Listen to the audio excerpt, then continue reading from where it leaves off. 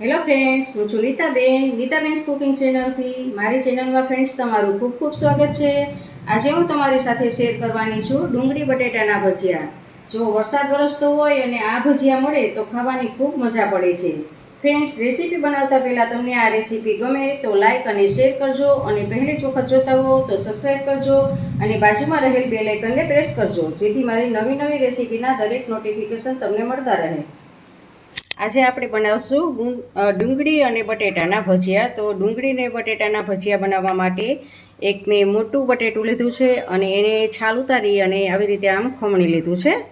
એક મોટી સાઇઝનું બટેટું હતું, અને એક મોટી સાઇઝની ડુંગળી હતી, એને પણ મેં ખમણી લીધું છે છોતરા કાઢીને. અને 2 તીખા લીલા મરચાં હતા, એને આવી રીતે નાના નાના કટ કરી લીધા છે. અને આપણે 1 કપ આ લીલા ધાણા છે. તો આ બધું જ આપણે મિક્સ કરી દેવાનું છે. જો સારી રીતે બધું જ મિક્સ કરી દેવાનું છે. હવે આપણે આમાં સ્વાદ પ્રમાણે આપણે નિમક એડ કરવાનું છે.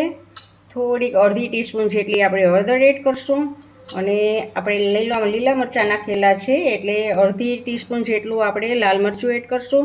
જો બાળકોને ખાવા માટે બનાવતા હોય તો લીલા મરચાં નથી એડ કરવાના.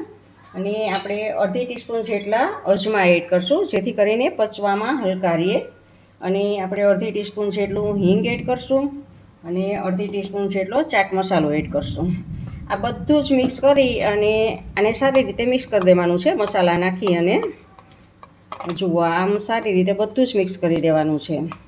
જુઓ આપણે બધું જ સારી રીતે મિક્સ કરી દીધું છે. તો હવે આપણે આને 5 મિનિટનો રેસ્ટ આપીએ, જેથી કરીને આમાંથી બધું જ પાણી છૂટું પડી જાય. હવે આપણે આને 5 મિનિટ થઈ ગઈ છે, તો આમાંથી પાણી પણ છૂટું થઈ ગયું છે. તો હવે આપણે એમાં 2 ચમચી કોર્નફ્લોર એડ કરશું. તમે કોર્નફ્લોરની જગ્યાએ ચોખાનો લોટ પણ એડ કરી શકો. આ 2 ચમચી કોર્નફ્લોર એડ કરું છું, અને 2 ચમચી ચણાનો લોટ એડ કરું છું. અને પાછું બેટરને આપણે હલાવવાનું છે, અને જો એવું લાગે તો પાછો ચણાનો લોટ આપણે એડ કરવાનો છે. જો આપણે આ લોટમાં હવે કાંઈ પણ લોટ આપણે નાખવાની જરૂર નથી, અને આટલો થોડોક એવો આપણે સોડા એડ કરશું, અને પાછું બધું જ સારી રીતે આપણે મિક્સ કરી દઈશું. જુઓ હવે ભજીયા ઉતારવા માટેનો આપણો લોટ તૈયાર જ છે. અને આપણે હવે ગેસ ઉપર તેલ મૂકી દઈએ. ગેસ ઉપર આપણે તેલ આવી ગયેલું છે, એકદમ ફૂલ આવી ગયેલું જ છે તેલ. તો એની ઉપર આપણે હવે ભજીયા ઉતારવાના છે. હાથની મદદથી આવી રીતે લચ્છાને ગોળ ગોળ લેતા જવાના છે. એકદમ સરસ ગોળ તો નહીં જ બને, કારણ કે આપણે બટેટા અને ડુંગળીના એકદમ ઓલા ખમણેલું છે, એટલે લચ્છા જેવા જ બનશે. તો આવી રીતે આમ આપણે ભજીયા ઉતારવાના છે. તો જો આવી રીતે આપણે આમ ગોળ ગોળ આપણે ખમણ કરેલું છે, એટલે આવી રીતે ગોળ એકદમ ભજીયા નહીં બને, પણ લચ્છા જ બનશે. આવી રીતે લચ્છા ટાઈપમાં જ આપણે ઉતરશે, પણ ખાવાના બહુ જ વરસાદમાં ખૂબ જ મજા આવશે આની. તો જુઓ ફ્રેન્ડ્સ, એકદમ બ્રાઉન કલરના આપણા બનીને તૈયાર છે ભજીયા. ખાવામાં ખૂબ જ ટેસ્ટી લાગે છે. જ્યારે વરસાદની મોસમ હોય અને વરસાદ ચાલુ હોય ત્યારે તો એકદમ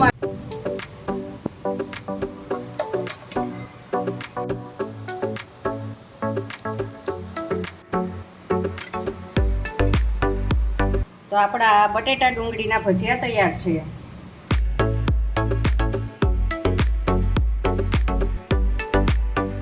ફ્રેન્ડ્સ, તમને આ રેસીપી કેવી લાગી તે કમેન્ટ બોક્સમાં કમેન્ટ કરીને મને જરૂરથી જણાવજો. ગમે તો લાઈક અને તમારા ફેમિલી મેમ્બર્સમાં શેર કરજો.